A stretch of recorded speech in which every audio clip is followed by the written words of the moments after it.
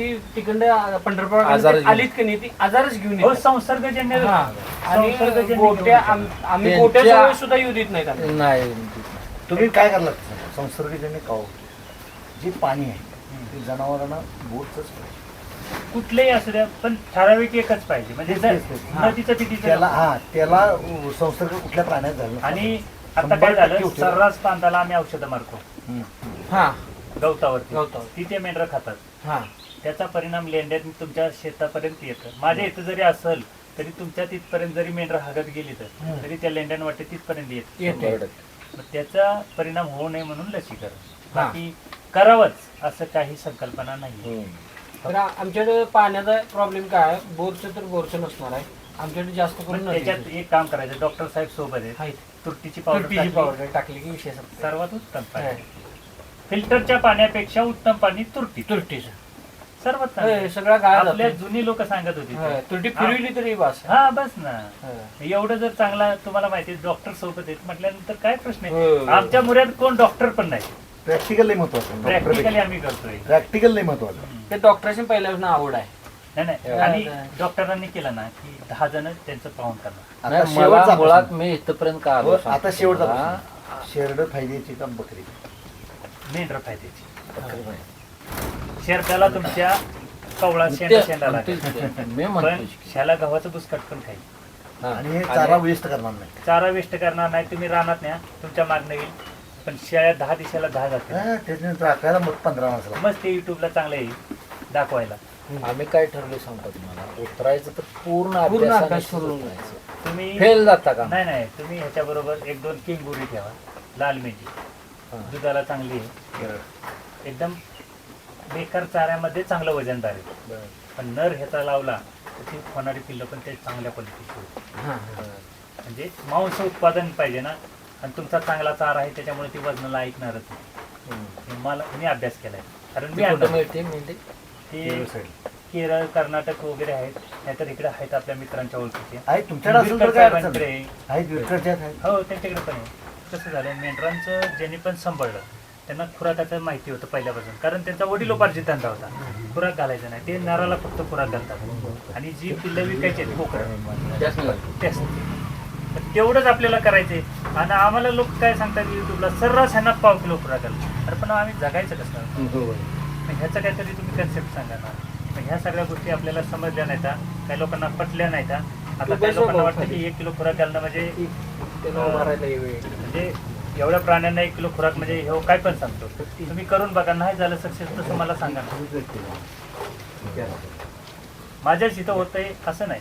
मी ज्यांना सांगितलंय जी करताय त्याच्या तिथं पण सक्सेस. असं काय नाही की ह्यांना. बरं आम्ही काय सांगतो लोकांना की आपल्या रानाची आमच्याकडं गव वगैरे असतात, बेकरी असतात, हरणं वगैरे, ह्यांना कोण खुराक घालतं? ह्यांची तब्येत आपल्यापेक्षा का चांगली? त्यांना काय वेगळं आहे का राहणार?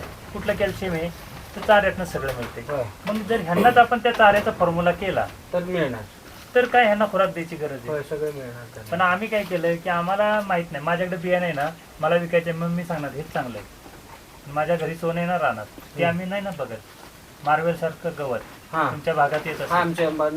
आता त्या कृषी विद्यापीठानं केलंय नवीन, तसलं लावा ना एकदा, काय बिघडणार आहे आपल्याला? पण आम्ही काय सांगितलं, हे नेपियरच चांगलं, ज्याच्यात काहीच कंटेंट नाही, तेच चांगलं आम्हाला वाटतं. का तर चारा लय पडतोय ना त्याचा, कापायला त्रास आहे. मग लोक तिकडे वळलीत, पण त्याचा रिझल्ट काय आलाय ते कोण दाखवणार ना. की बाबा मी ह्याचं नेपियर घातलं आणि ह्याचं एवढं चांगलं झालं, ह्याला एवढं पुढं निघालं, तसं कोण सांगणार ना. बरं त्यांनी सांगावं ना कुणी पण की मी 1200 रुपये, आता ही जिवंत आहे, ह्याची व्हॅल्यू 1200 रुपये, त्यानं सांगावं ना मी ह्याला दिलं, ह्यानं 1000 रुपयाने विकले, असं दाखवावं एक तरी पट्ट्या. पण इथं काय झालं, खरं सांगितलं की लोकांना त्यांना त्रास होतो. आणि घेणाऱ्यांना काय वाटतं, त्याला इथं 1000 देते म्हणजे हेच क्रॉस आहे. तुम्ही 1200 आणलेलं विकून दाखवा ना 1000 रुपयानं. तुम्ही 1200 रुपये जिवंत आणता किलो, 1000 रुपयाने विकून दाखवा, आम्ही मान्य करू की. कारण आम्हाला इथं विकता येत नाही म्हटल्यानंतर तुम्ही तर कुठल्या पिक्चरच नाही, तुम्ही कोणाला विकणार? तसा विषय होतो. फक्त लोकांनी थोडासा अभ्यास केला तर हे म्हणजे वेगळं नाही किंवा बेकार नाही. फक्त खुराक नाही द्यायचा, खुराकाचा पोर्शन मायनस करायचा आणि चाऱ्याचा फोकस तुम्ही चांगला करा, करायचा. चांगला करा. हे मरणारच नाही आणि हे तोट्यात पण जाणार, हा हे मी सांगू शी शकतो. तोट्यात गेलीत की नाही ही संकल्पना नव्हती हो त्यांची. नाही, नाही. खाली गोटा लेंड्या लोटल्या पण लोटल्या तुम्ही मुतू अभ्यास नाही केला नाही केला. ना की हा. ह्याच्या लघवीचा वास काय येतो एवढा. होय. खाली गोटा असू द्या आणि तुम्ही त्या गोट्यात जावा, तुम्हाला उभंच राहता येणार. आम्ही केलेला आहे गोटा. आळ्या सुद्धा लगेच होत्या त्याच्यात. मग जर त्यांना जो त्रास होतोय, मग ह्या त्रासाचं सोल्युशन काय? लोक म्हणतात की वर कागदाचं शेड बांधू. अरे पण त्यातनं गरम किती होईल? जर पत्र्याखाली उभं राहता येत नाही माणसाला, तर नाही. हे जगेल का? ह्याचा पण जीवच आहे ना हे. होय. फक्त याला बोलता येत नाही, एवढंच फरक आहे. बाकी काय वेगळं आहे? मग प्राण्याला पण ते आपण एशीत गेलो की एकदम रिलॅक्स मध्ये बसतो. नंतर अभ्यास करत करत ह्याच्यामध्ये आलो आणि आपल्याला ह्याला कापायला पहिला शिकारीचा अनुभव होता आणि त्याला शिकारी करायची तर त्याचा एक्सपिरियन्स होता. त्याच्यामुळे म्हणलं नाही कुणी नेलं तरी कापलं आणि त्याचा फायदा आम्हाला आत्ता होता. असा विषय. आणि मी प्रत्येकाला सांगतो हे आमच्यापेक्षा खालच्या भागामध्ये उत्तम, काही करू द्या. मी किती नाचू द्या. टेम्परेचर जास्त आहे. आता बघा किती दिवसाचं थंड नाही, आहे. आमच्याकडे तुमच्याकडे आता इथं बघा की- यासाठी काय केलं पाहिजे वर त्याला आम्हाला- सिमेंटचा पत्रा, आणि हा. त्याच्यावर त्याच्यावरती फॉगर किंवा तुम्ही हा, उसाचं फोगर. पाचट टाकून ठेवा फोगर, हा. किंवा फोगर. नेपेर टाकून ठेवा. हा. तरी तरी नाही, पण- गोबर वारा असते सोडा, ही अशी जाळी ठेवली तर जाळीत नाही. जाळीत पण बांधकाम वारा- करायचं नाही. नाही, जाळ्या असते की काय आता ही करायचं? टोटल उंची किती टोटल 14 इकडे मध्ये, इकडे 12 आणि तिकडे 12. 14 फूट हाईटला. हा आणि खाली किती आहे ही? 6 सहा 6 सहा आणि म्हणजे 8 14 नाही, हा मध्ये आहे हा, 8 इथंच 8. आणि तिथे 6 सहा सहा असे. आणि तुम्ही अँगल पण म्हणजे असं लय म्हणजे हे वापरलेलं नाही. हे खाली वापरले चांगले. त्याला काय नाही नाही ह्याला काय वरती नाही. हवा कधी प्रेस करते जर हा. बायपास जायला जागा जागा नसेल नसेल तर. तर. आता ह्याला बायपासच हाय हाय सगळीकडनं हा, बायपास. म्हणून त्याला हवेचा काही प्रेस येत नाही, असा विषय. पण असं लोकांना काय वाटतं की हे लय महाग आहे, लय कॉस्ट आहे, तर तुम्ही सकाळ संध्याकाळ झाडू मारा, ते कॉस्ट नाही.